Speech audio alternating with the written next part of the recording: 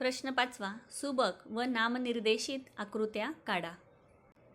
मानवी अंतःस्रावी ग्रंथी, अधचेतक ग्रंथी, तृतीय नेत्र ग्रंथी, पीयूषिका ग्रंथी, अवटु ग्रंथी व परावटु ग्रंथी, यौवनलोपी ग्रंथी, वृक्क ग्रंथी,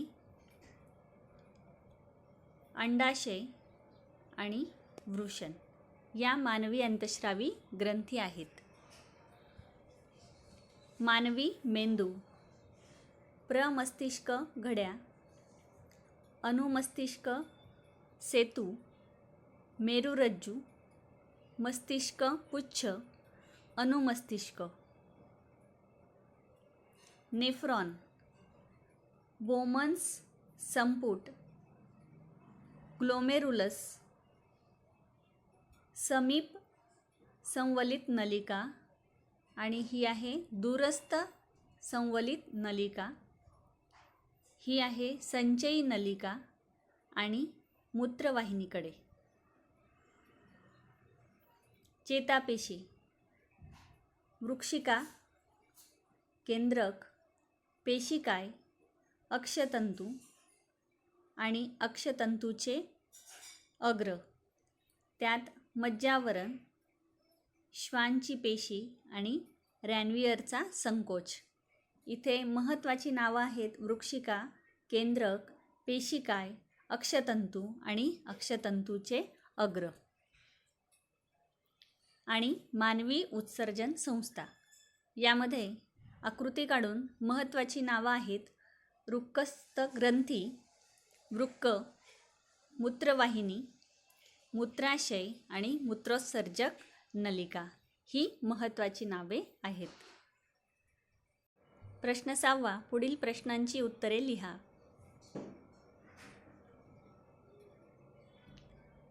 मानवी शरीरातील रासायनिक नियंत्रण कसे होते हे सांगून काही संप्रेरकांची नावे व त्यांची कार्य विशद करा.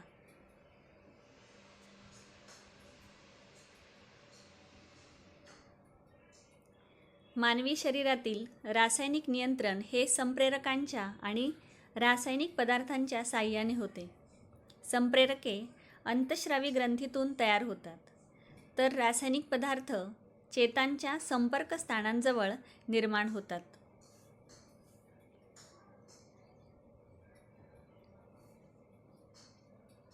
अंतःस्रावी ग्रंथी वाहिनी विरहित असतात. त्यांचे स्राव थेट रक्तात मिसळतात. शरीरामध्ये ठराविक ठिकाणी असणाऱ्या या ग्रंथींची संप्रेरके मात्र रक्ताद्वारे शरीराच्या सर्व भागात पोहोचतात. संप्रेरके चेतासंस्थेच्या बरोबरीने नियंत्रण व समन्वयाची जबाबदारी पार पाडतात. शरीरातील विविध क्रियांचे नियमन आणि एकात्मीकरण करण्याचे कार्य या दोन्ही संस्था एकमेकींच्या मदतीने करतात. निरनिराळ्या क्रिया सुरू होत असताना जशी गरज असेल तितकीच संप्रेरके श्रवली जातात. संप्रेरकाचे श्रवण होण्याचे प्रमाण व वेळ यांचे नेहमीच नियमन केले जाते.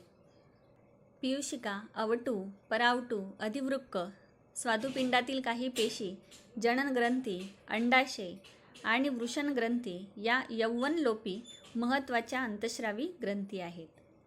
पीयूषिका ग्रंथीपासून बहुतेक सर्व अंतःस्रावी ग्रंथींच्या स्रावाचे नियमन केले जाते. पीयूषिका मात्र अधचेतकाच्या प्रभावाखाली काम करते. वृद्धी संप्रेरक, अधिवृक्क ग्रंथी संप्रेरक, अवटु ग्रंथी संप्रेरक, प्रोलॅक्टिन, ऑक्सिटोसिन, ल्युटिनायझिंग हार्मोन, प्रतिमूत्रल संप्रेरक, पुटिका ग्रंथी संप्रेरक ही पीयूषिकेची संप्रेरके आहेत. यापैकी वृद्धी संप्रेरक शरीराच्या वाढीसाठी आवश्यक आहे. प्रोलॅक्टिन, ऑक्सिटोसिन, ल्युटिनायझिंग हार्मोन, पुटिका ग्रंथी संप्रेरक ही संप्रेरके स्त्रियांच्या शरीरातील प्रजननासाठी विशेष महत्त्वाची आहेत.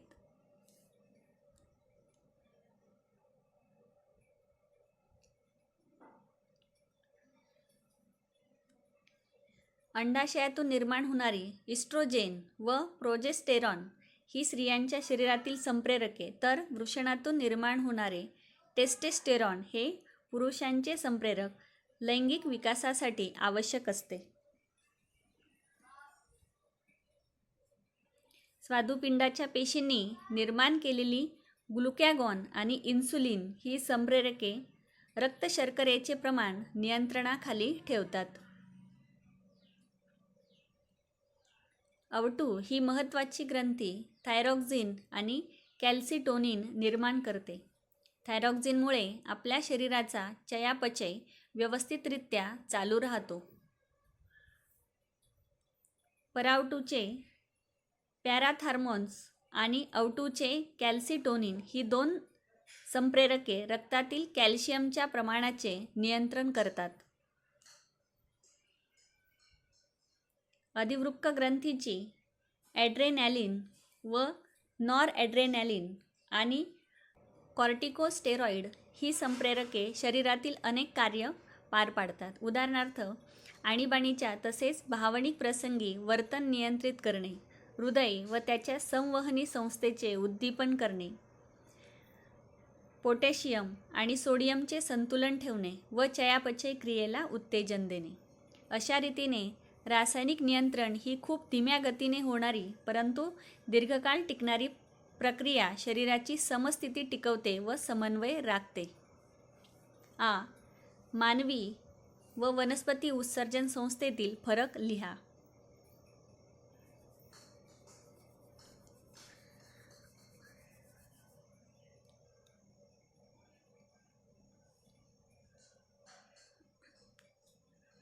मानवी उत्सर्जन संस्था आणि वनस्पती उत्सर्जन संस्था.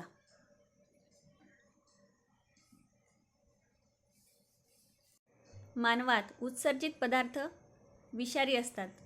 ते वेळेत शरीराबाहेर टाकणे आवश्यक असते.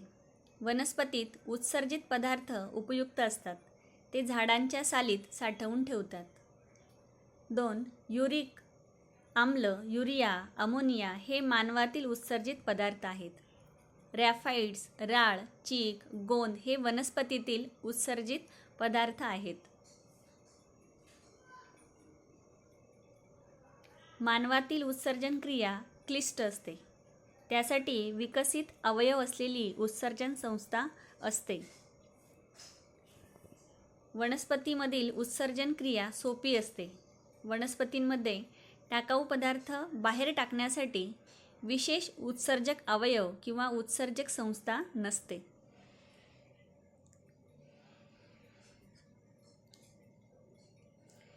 रक्ताची गाळण प्रक्रिया होऊन नायट्रोजनयुक्त पदार्थ मानवी उत्सर्जन संस्थेत बाहेर टाकले जातात. तर विसरण प्रक्रियेद्वारे वायुरूप पदार्थ बाहेर टाकले जातात.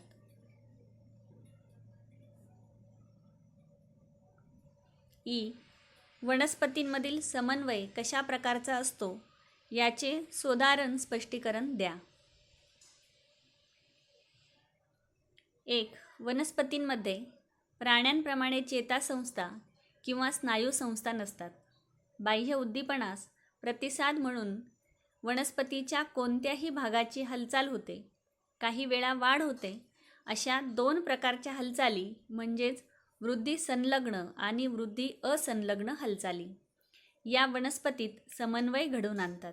यांनाच अनुवर्तन किंवा अनुवर्ती हालचाल असे म्हणतात. 2. अनुवर्तन पुढील प्रकारचे असते. 1. प्रकाशानुवर्ती हालचाल. वनस्पतीची प्ररोह संस्था प्रकाश उद्दीपनास प्रतिसाद देते. प्रकाशाच्या दिशेने खोडाची वाढ होते. याला प्रकाशानुवर्ती हालचाल असे म्हणतात. 2. गुरुत्वानुवर्ती हालचाल. वनस्पतींची मूळ संस्था गुरुत्वाकर्षणाच्या दिशेने हालचाल करते. याला गुरुत्वानुवर्ती हालचाल म्हणतात. जलानुवर्ती हालचाल. वनस्पतींची मूळ संस्था पाण्याच्या दिशेने हालचाल करते. याला जलानुवर्ती हालचाल असे म्हणतात. रसायन अनुवर्तन हालचाल. वनस्पतीचे काही विशिष्ट भाग रसायनांच्या दिशेने हालचाल दर्शवतात. उदाहरणार्थ बीजांडाच्या दिशेने होणारी परागनलिकेची वाढ हे रसायन अनुवर्तन आहे. या सर्व हालचाली वनस्पतींच्या वाढीशी संबंधित आहेत, म्हणून त्या वृद्धी संलग्न हालचाली ठरतात. वनस्पतीतील वृद्धी असंलग्न हालचाली वाढीशी संबंधित नसतात. भोवतालच्या परिसरातील बदलांना प्रतिसाद म्हणून वनस्पतीतील संप्रेरके वनस्पतींमध्ये विविध प्रकारच्या हालचाली घडवून आणतात. उदाहरणार्थ, लाजाळूसारख्या वनस्पती विद्युत रासायनिक आदेशांचा उपयोग करतात. वनस्पती पेशी त्यांच्यातील पाण्याचे प्रमाण कमी जास्त करतात, त्यामुळे त्यांचा आकार बदलतो आणि हालचाल घडते.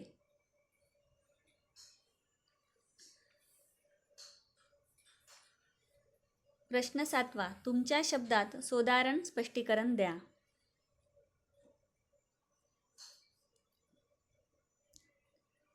समन्वय म्हणजे काय? शरीरातील विविध क्रियांचे पद्धतशीर नियमन म्हणजे नियंत्रण होय आणि या क्रिया क्रमवार घडवून आणणे म्हणजेच समन्वय होय. बहुपेशीय सजीवात विविध अवयव संस्था कार्यरत असतात. या निरनिराळ्या संस्था किंवा अवयव आणि भोवतालच्या परिसरातील वेगवेगळी उद्दीपने यांच्यामध्ये समन्वय असावा लागतो.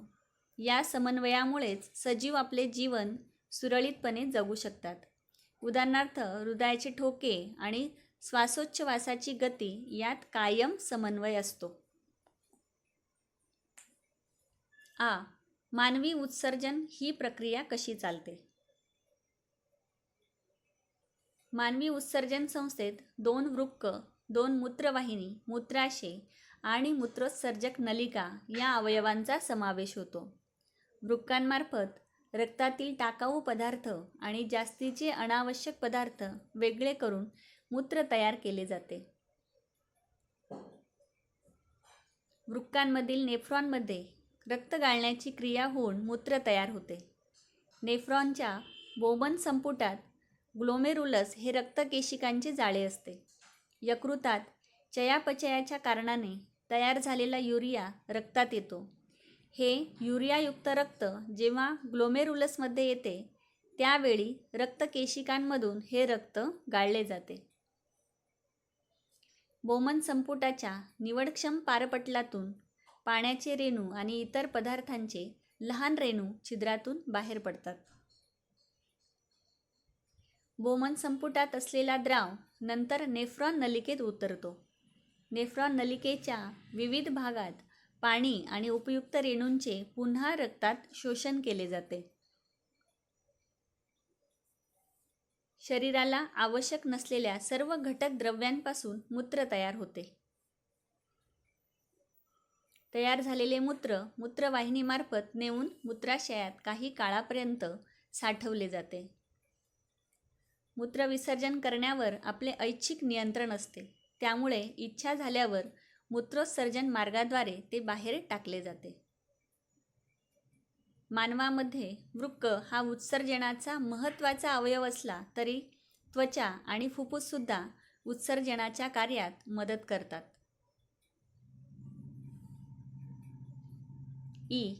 वनस्पतींमधील उत्सर्जन मानवी जीवनास कसे उपयुक्त ठरते?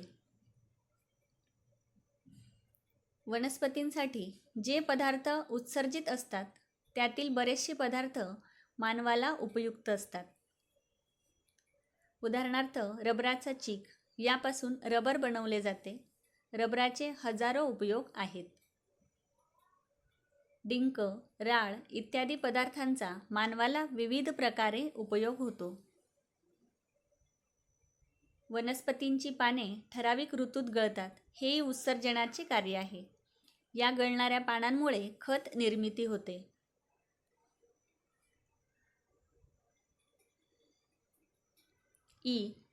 वनस्पतींमधील परिवहन कसे होते? वनस्पतींमधील परिवहन मूलदाब आणि बाष्पोच्छवास या 2 प्रक्रियांमुळे होते. मूलदाबामुळे झुडपे, लहान वनस्पती तसेच लहान वृक्षांमध्ये पाणी वर चढते. बाष्पोच्छवासामुळे पाणी व खनिजे शोषून घेणे आणि ते सर्व भागांना पोचवणे यासाठी मदत होते. त्याचप्रमाणे स्थानांतरण प्रक्रियेने रसवाहिन्यांमार्फत अन्नाचे परिवहन वनस्पतीच्या गरजेनुसार होत असते. वनस्पतींच्या संवहनी संस्थेतून जल आणि अन्न वाहण्याचे कार्य चालते. यासाठी जलवाहिन्या आणि रसवाहिन्या असतात.